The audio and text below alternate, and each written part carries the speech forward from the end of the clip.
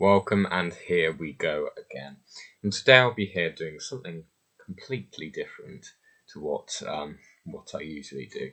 Anyway, here I have a box, and it's got a selection of episodes from both classic and New Who.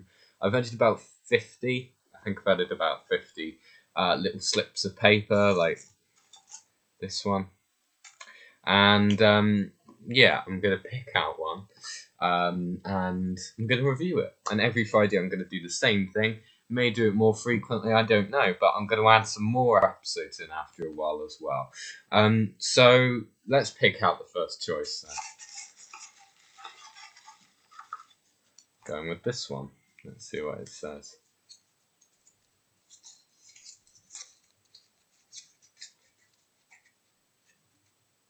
It says, Revelation of the Daleks. Anyway, I don't imagine it's going to be a particularly long review today, so I will be reviewing Revelation of the Daleks. I've taken it out of my little thing, my little stash of episodes. Anyway, I'm here to review it today. It's a Colin Baker story. It's from 1985. It's from season 22 of the classic series, and it's the final story of that particular season. It's got Perry as the companion, played by Nicola Bryant, who I did have the honour of meeting last year, and she was very nice. We have the Daleks, obviously, as Monster, and as was frequent with Classic Who, we had Davros, because every Dalek story from Genesis of the Daleks to Remembrance of the Daleks featured Davros. So, of course, this was no exception. It was part of the Dalek trilogy of 1980s, which featured Resurrection of the Daleks, Revelation of the Daleks, and Remembrance of the Daleks.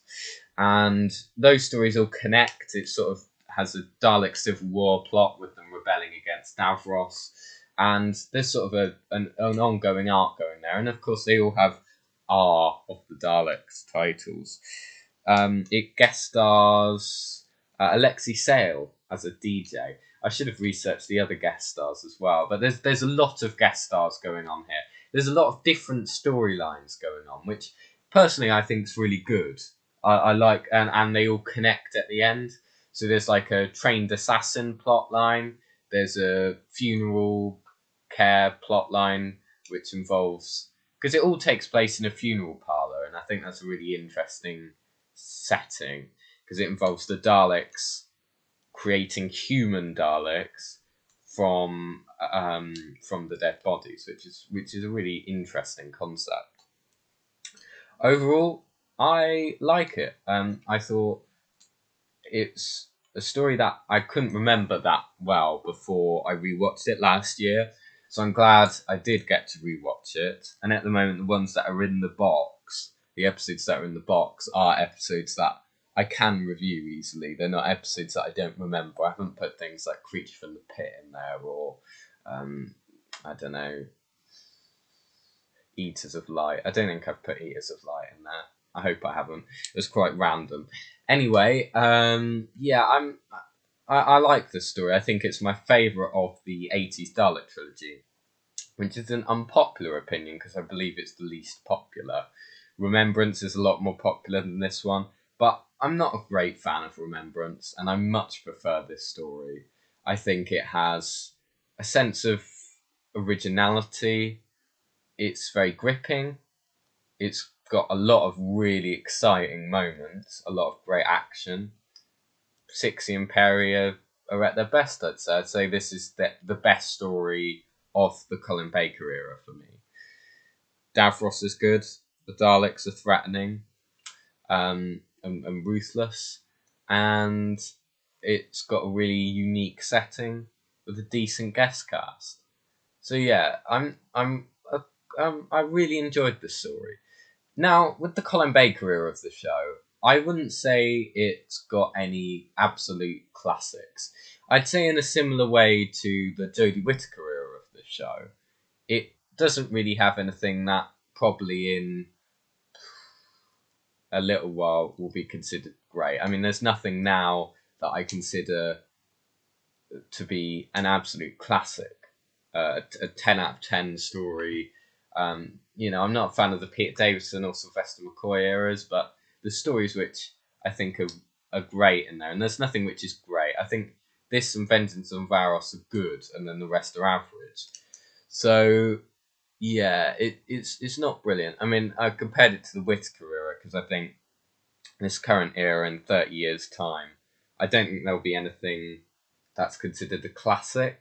I think there'll be moments which are remembered, but I don't think episodes like Future of Dune and Haunting of Villa Diodati will stand up in the way that episodes like Blink or Midnight or Vincent and the Doctor have stood up.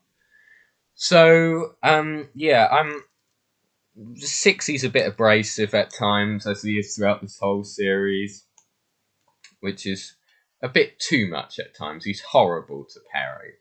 Perry is a bit annoying at times. I didn't say they were at their best in particular. I mean, their era is at its best here. But yeah, I'm not a fan of 60 and Perry's dynamic in this one. I think they are very, very abrasive to one another, and I think by this point it should have settled down a bit, and 60's personality should have settled down a bit.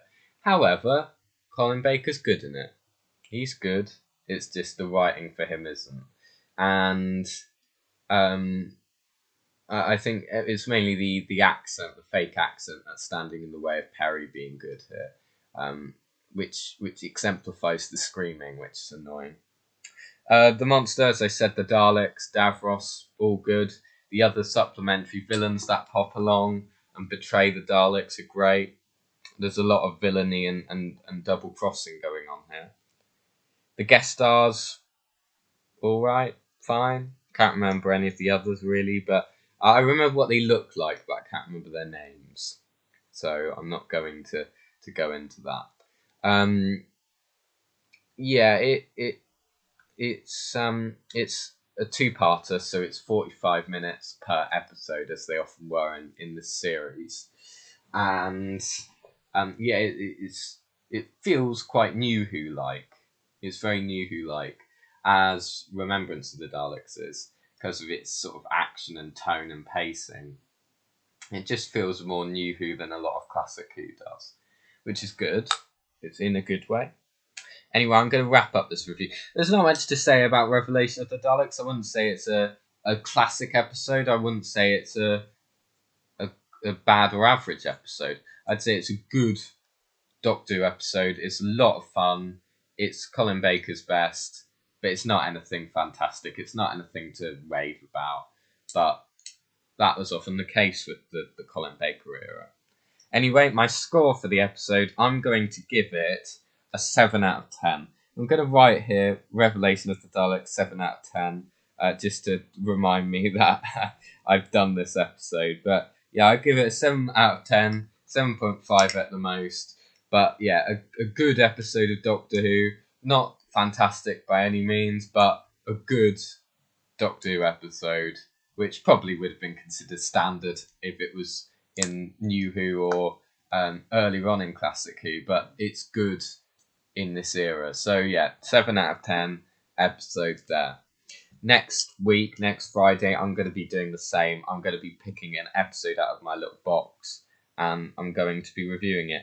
I have no idea what it's going to be. I've got my box in front of me here, and you can find out next Friday on this video what episode that will be. I don't know, I might do a special one of these beforehand. I've quite enjoyed this. I think it's quite a good concept. So I'll pick something out of the box at some point again. Just to let you know, I didn't rewatch Revelation of the Daleks just now. I just did that review off the top of my head, as you can probably tell. I usually do. Like, I didn't rewatch Tortured. But anyway, tomorrow, don't know what I'm doing tomorrow. I'm going to do something tomorrow. I might discuss what I think. Yeah, I might discuss how I think the timeline for Doctor Who is going to go from now on. So I think that would be an interesting thing to discuss. When all the series will be on, when Chibnall will leave, when Jodie will leave, my predictions. see if I get any of it right. Anyway, see you later. You've been a smashing audience. Goodbye.